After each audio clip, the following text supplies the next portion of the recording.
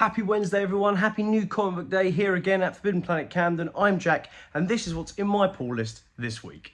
Yes, we're back again here in the Comics Corner at Forbidden Planet Camden, talking you through what I'm picking up off the shelf this week, a couple of variants that have piqued my interest, as always, as well as a couple of honourable mentions for things that I'm not picking up this week, but I already own, that you should own as well. Kicking off with the new release number ones and stuff like that, you can see him behind me, Battle Beast number one. Obviously had a massive spike in popularity again thanks to the Invincible TV series on Prime. Now this issue one is really special because they are releasing, alongside the regular issue one, these blind bags. Now inside the blind bags could be one of three things. It could be issue 2 of Battle Beast, an exclusive early preview of the series. It could be a reprint, a facsimile of the very first issue of Invincible that appeared Battle Beast, or very excitingly, it's a reprint of the Invincible Spider-Man team-up.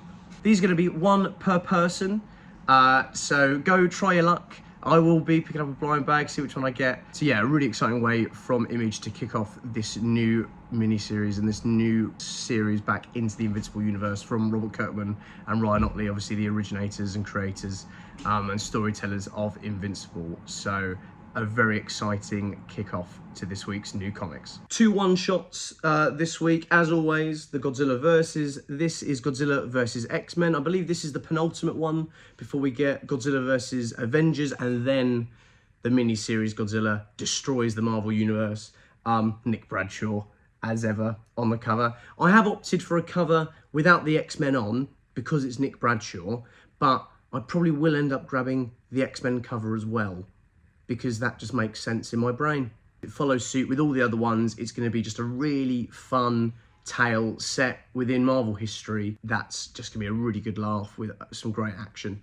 So yeah, I've been really enjoying these. Finally, for the one-shots I'm picking up this week, we have the Energon Universe 2025 special. They did one of these specials last year. I'm really behind on the Energon Universe stuff. I've just been reading Transformers, so I'm behind on G.I. Joe, and I'm behind on Void Rivals as well. But these specials are such a great way to catch up with everything that's been going on, and it really helps reinvigorate my need to catch up and to start blitzing through my to-read pile at home. And Daniel Ryan Johnson obviously doing some of the writing with Joshua Williamson and the other teams, Robert Kirkman as well, involved with all the Energon Universe stuff. And he's done this cover, which is just, it's literally jazz, playing jazz. So I'm excited to catch up and see what I've been missing, and force myself to go back and finally do all the reading that I've promised myself I'll be doing. I only have one ongoing series that's come out this week, and that is Absolute Batman issue 8. This is the second issue of the latest arc. This is the Mr. Freeze arc.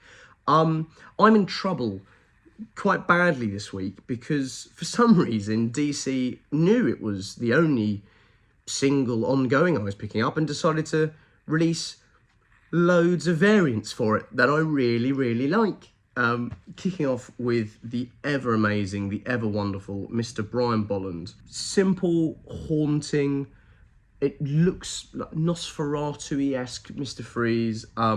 I love Absolute Batman. It's just so out there, and it's the right amount of heavy metal edge Batman with also some really interesting story points and great artwork. It's Marcos Martin on the interiors now. Nick Dragos's obviously not doing the interiors anymore, but it hasn't faltered whatsoever. I'm still such a big fan, and I think it suits the book really well, and I'm really enjoying it. And then Bruno Redondo has also done this just class cover.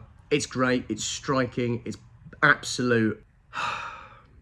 It's a big week. And last, and certainly by no means least, are the honourable mentions I mentioned at the start. These are things that I already own, that are back in print, that I think you should own, that I love very, very much. Starting off with Batman Legends of the Dark Knight Halloween special from Jeff Loeb and Tim Sale. This is a facsimile of the original Halloween special from 1993. I can't recommend the entirety of Jeff Loeb and Tim Sale's Batman, Superman, Spider-Man, Captain America, Hulk, their entire repertoire together is undeniably some of the best work in comics. Their famous Batman series, The Long Halloween, followed up by Dark Victory, Catwoman, One in Rome, and these Halloween specials. And now, of course, sadly, following the passing of Tim Sale, the final instalment of the last Halloween. It's wonderful as a shop that we can facilitate getting this work into people's hands, into new readers' hands.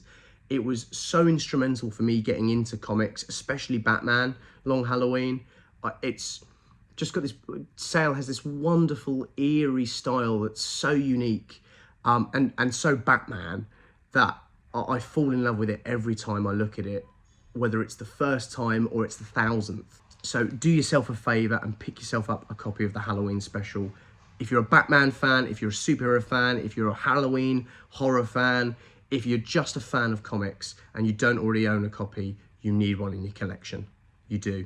And then the boy wonder himself, all grown up, my favourite character in comic books, reprinting Volume 1, collecting the original 4-issue miniseries and then the first 8 issues of the Chuck Dixon run, Nightwing. This is completely biased. Nightwing is my favourite character. I absolutely love Dick Grayson. Dennis O'Neill's 4-issue miniseries is so 90s, so pulpy. Dixon takes over with an ongoing run with interior work from Greg Land back in the day. It's just class. You know, I have such an affinity for Dick Grayson from the movies, from Batman Forever and Batman and Robin, from the animated series, from the other animated series, from Teen Titans. I grew up on Teen Titans. He's just such an important character to me, and a lot of you might have been introduced to Nightwing from the Tom Taylor run, very successful run. That was great. I really enjoyed it myself. I can't recommend giving this a go enough. It's dark, it's wacky, it's weird, it's Nightwing with a ponytail, and it solidifies Dick Grayson for me as the best comic book character in the world. So yeah, lots and lots and lots of stuff this week, which, as I said last time, can be a bit overwhelming, but it is wonderful. It's so joyous getting to share all of these things with everyone and get people into stuff that, like I've said, like I love for years. You know, there's going to be some new readers who have never heard of Nightwing or who have never picked up a Nightwing book that I can give that book to. There are going to be Transformers fans who haven't yet delved into the Energon universe that one shot might catapult into a new whole plethora of reading, and fans of the Invincible TV series who haven't picked up a comic ever in their life, who see Battle Beast and give it a go and it changes their lives. That's what comics are. They're portals into new worlds, and the shelves are inundated with them this week, and they're cool and they're great and they make me very, very happy, and I feel so grateful I get to share my hobby and my passion with all of you, and you get to share yours with me, and we have this wonderful community here at Forbidden Planet of just sharing the things that we love. So thank you once again for listening. I hope you have a wonderful week, and I'll see you next Wednesday for another new comic book day. Thanks very much.